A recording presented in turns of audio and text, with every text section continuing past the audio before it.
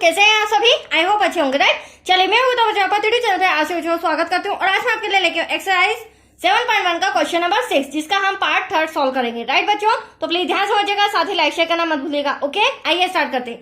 देखिए, निम्नलिखित बिंदुओं द्वारा बनने वाले चतुर्भुज का प्रकार यदि कोई है तो बताइए तथा अपने उत्तर के लिए कारण भी दीजिए। तो आप देख सकते हैं थर्ड नंबर के पार्ट में हमें 4 बिंदु दिए गए हैं। अब इन्हें सॉल्व करके हमें पता करना है कि एटलीस्ट चतुर्भुज बन रहा है या नहीं, और चतुर्भुज भी कौन सा चतुर्भुज बन रहा है, वर्ग बन रहा है, आयत बन रहा है, समांतर चतुर्भुज या फिर समलंब चतुर्भुज, राइट। तो उसका हमें कारण भी देना होगा। तो एटलीस्ट क्वेश्चन समझ में आया आपको? चलिए स्टार्ट करते हैं। 4 बिंदु है, इसे नाम दे देंगे A, B, C then D। अब इसे सॉल्व कैसे करेंगे तो छोटा सा ड्रॉ के थ्रू मैं आपको समझा देती हूँ बच्चों। यहाँ पर हम दूरी सूत्र का यूज करेंगे, A, B, C और D। चारों के बिंदु हमें दिए गए हैं। हम पहले AB की दूरी फाइंड करेंगे, फिर BC, फिर CD, फिर DA। इससे हमें पता चल जाएगा एटलीस्ट ये भुजाएं आपस में बराबर आ रही है या नहीं आ रही है, राइट। तो चलिए सबसे पहले हम दूरी सूत्र लगाते हैं। एक एक भुजा की दूरी मैं पता करूंगी, पहले AB निकालूंगी। फॉर्मूला हो जाएगा हमारा हर बार की तरह दूरी सूत्र का x2 माइनस x1 का whole square plus y2 minus y1 का होल स्क्वायर। अब x1 x2 कैसे लाएंगे तो देखो मैंने पहले भी समझाया है। अब हमें a और b की दूरी चाहिए तो हमारा फोकस a और b के बिंदुओं पर होना चाहिए। ये मेरे लिए x1 हो जाएगा, ये मेरे लिए y1, ये x2 और ये y2। अब आप देख सकते हैं x2 यहाँ पर 7 है तो AB equals to under root लगा लेती हूँ मैं पहले।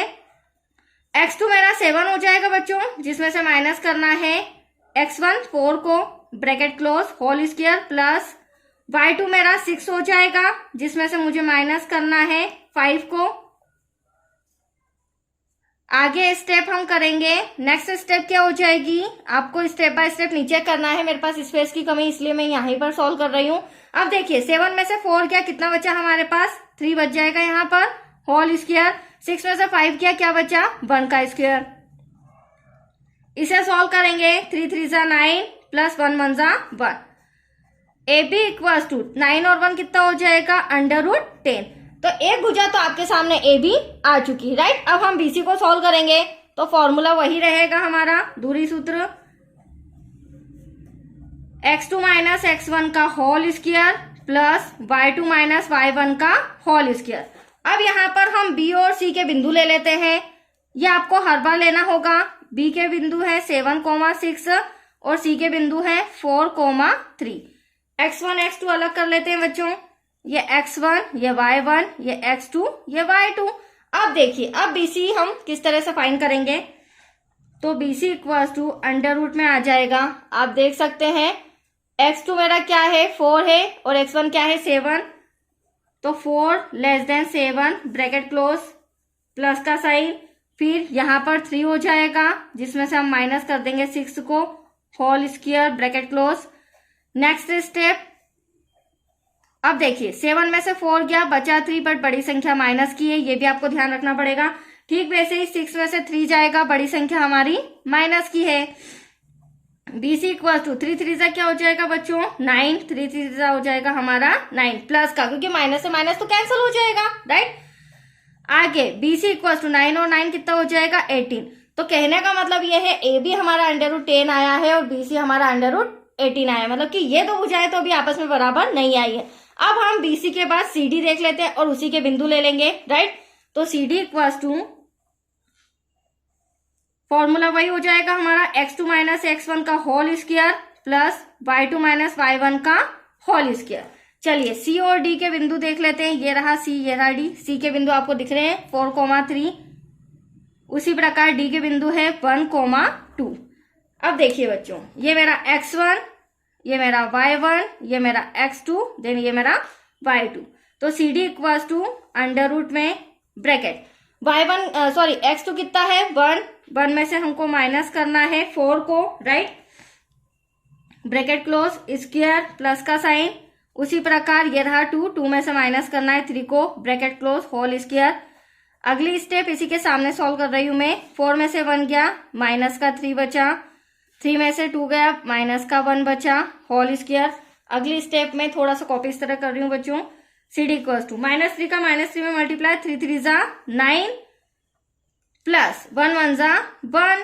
अब सी डी इक्वल टू कितना आया √10। तो यहाँ पे हमें थोड़ा थोड़ा सा क्लियर हो रहा है कि एटलीस्ट ए बी और सी डी मतलब आमने सामने वाली भुजाएं हमारी बराबर आ रही।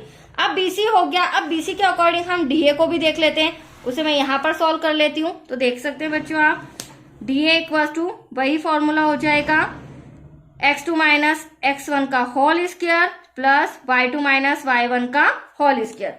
अब यहाँ पर भी d और a के जो बिंदु हैं, तो d के बिंदु हैं हमारे 1,2 और a के बिंदु हैं हमारे 4,5। तो यहाँ आप देख सकते हैं x1 y1 x2 y2। अब आप देखिएगा वैल्यू पुट करते हैं हम।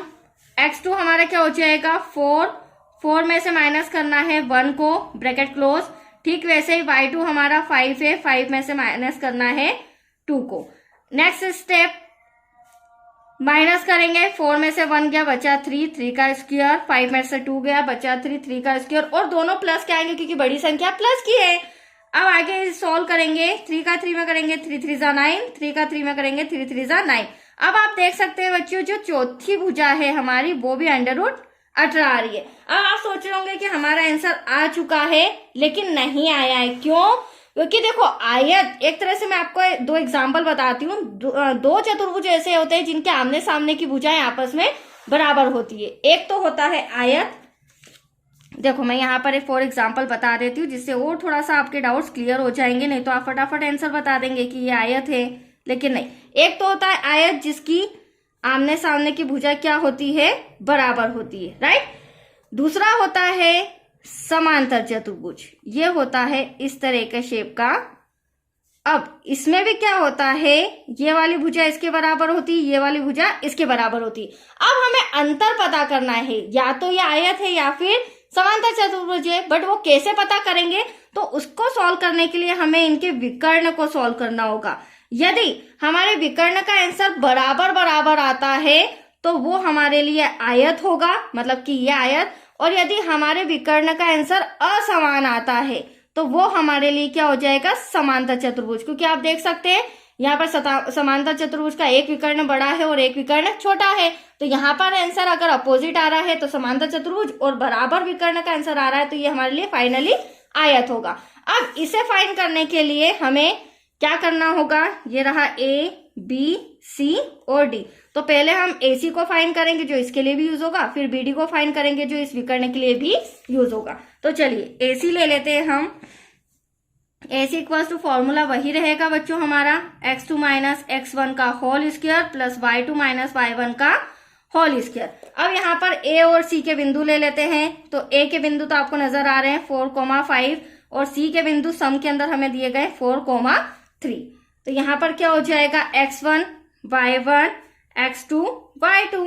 अब आप देख सकते हैं ए सी इक्वल्स टू x2 क्या हो जाएगा 4, जिसमें से वापस से 4 हमारा x1 है होल स्क्वायर, फिर y2 हमारा 3 जिसमें से माइनस करना है 5 को होल स्क्वायर।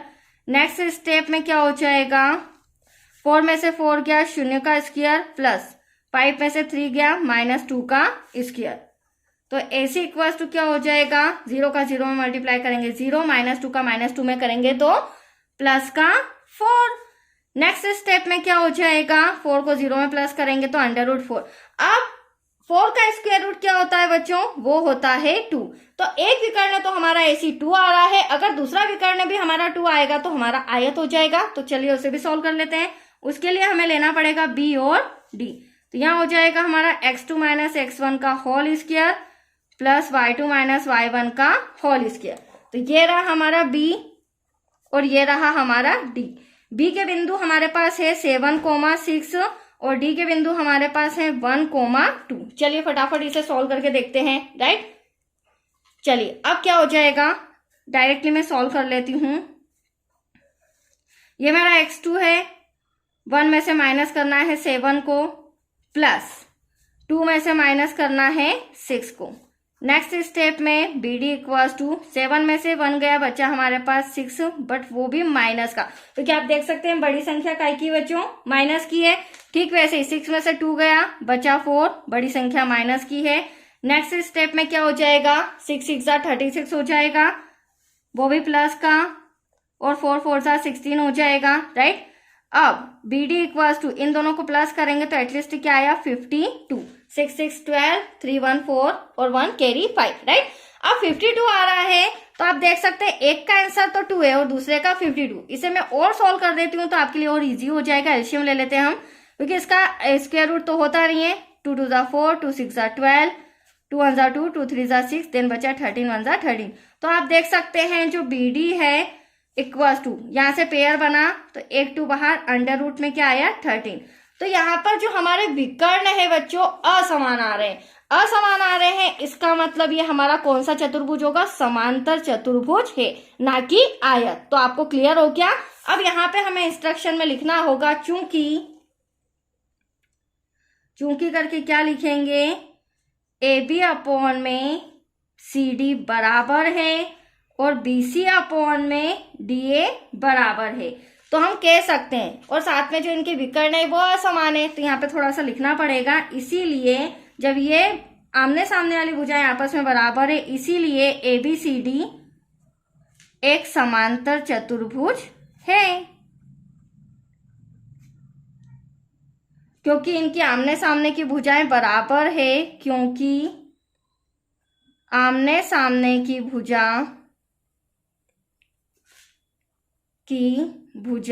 बराबर है तथा विकर्ण असमान है। तो हमने ये कारण भी बता दिया। That's your answer. तो आया आपको समझ में, बहुत ही अच्छा सम था, कंप्लीट हो चुका है। अब नेक्स्ट वीडियो मिलेगा क्वेश्चन 7 से रिलेटेड। ओके बच्चों, थैंक यू।